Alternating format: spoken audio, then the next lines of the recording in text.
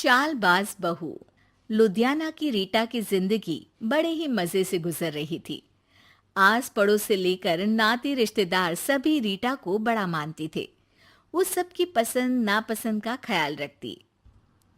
अरे बहन, ये लो कढ़ी बनाई थी मैंने। सोचा तुम बीमार हो तो तुम्हारे घर के लिए भी बना दी, खा लेना। सभी रीटा की तारीफ करते हैं। रीटा की ममेरी बहन कहती है, रीटा, तुम्हारा लड़का तो बहुत बड़ा हो गया है, उसकी शादी की नहीं सोची?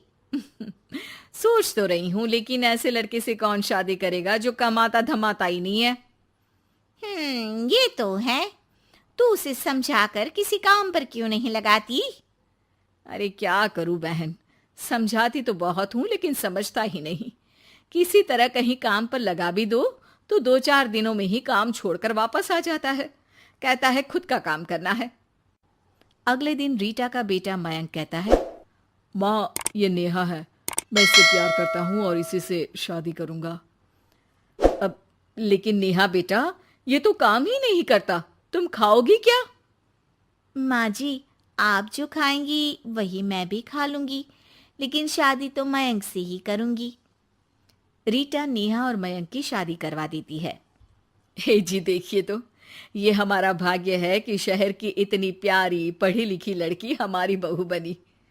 हाँ रीटा, सही बोल रही हो, वरना कौन बिना काम धाम के लड़के से शादी करता है।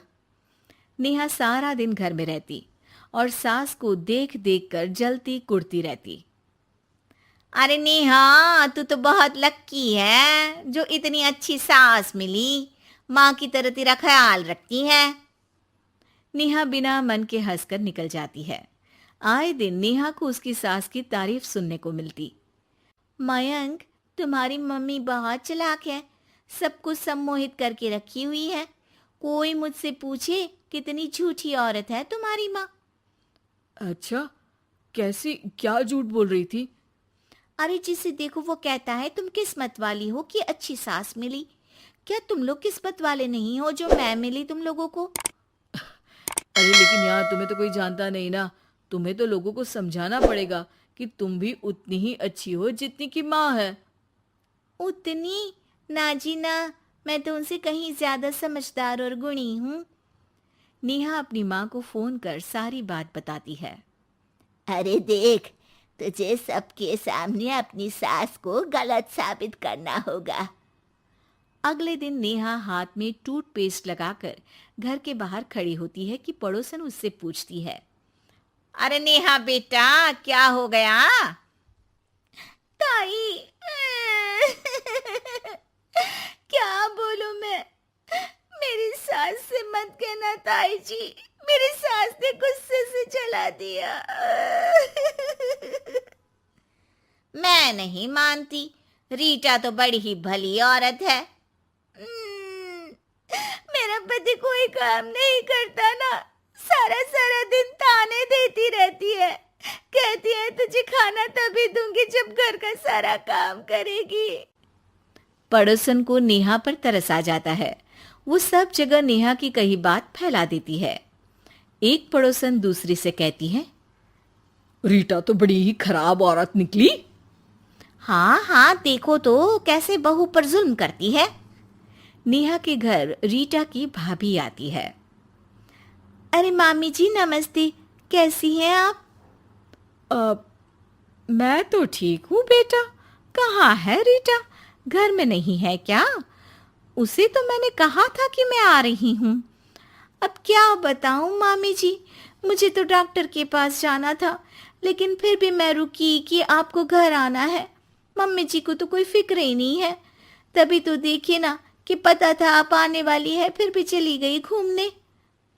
अरे ये तो बुरी बात है। अच्छा नेहा, मैं जा रही हूँ। रीटा आए तो बोल देना कि भाभी नाराज होकर चली गई हैं। रीटा वापस आती है तो उसे भाभी नहीं मिलती। अरे नेहा, तूने रोका नहीं मामी को? बोला नहीं कि मंदिर गई हूँ मैं? अरे मम्मी जी, मैंने तो उन्हें बोला कि आप बस आ ही रही हैं, लेकिन वो नहीं मानी और चली गई।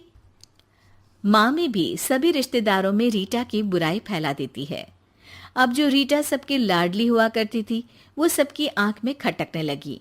रीटा को समझ नहीं आता था कि जो पड़ोसी उसे हमेशा प्यार से बुलाते थे, वो उसके सामने आते ही दरवाजा क्यों बंद कर देते हैं। जो रिश्तेदार उसे इतना प्यार करते थे, वो उसे अब फोन तक नहीं करते। एक दिन रीटा के पास उसकी भाभी का फोन आता है। तू तो बड़ी हो गई रीटा। अरे ना भाभी ना, तुम तो माँ जैसी हो मेरे लिए, मायका तुमसे ही तो है, लेकिन तुम भी पता नहीं क्यों नाराज हो मुझसे। रीटा को उसकी भाभी सारी बात बताती है।